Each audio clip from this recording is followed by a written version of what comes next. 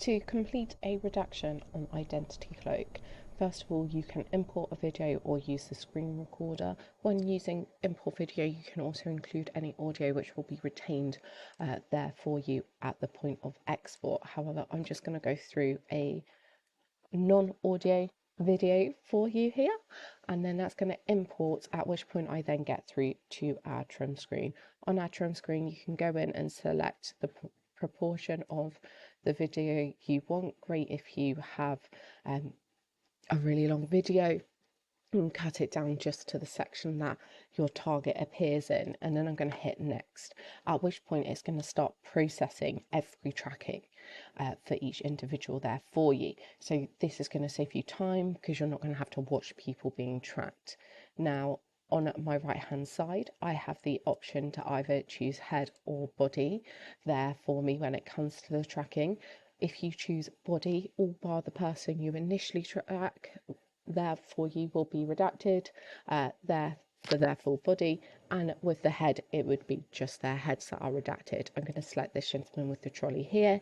He does disappear off the screen, as we can see here, so I can just hold my N button down until he reappears, at which point I can then select him again. If you need to go back any frames, it's just B, and you'll notice I've got two tracks here for me, so I can select that tracking style and mode for me, and then if I go to next, you'll notice here as I play this clip through, our gentleman here is in the clear, everyone is redacted, and I then have the option of moving into inverse tracks, where the person I've tracked then becomes the person that's redacted, everyone else is in the clear. This is great if you've got a situation where you've got less people that you need to redact than keep in the clear.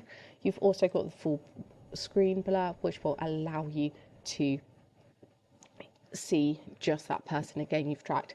You can also use our dynamic adjustment to poke holes in this or add in extra layers there for you of redaction, or remove them there, and you've got manual as well for you, where you can just go in and click frame by frame. You can also choose the density of the blur and the size of those circles there for you as well.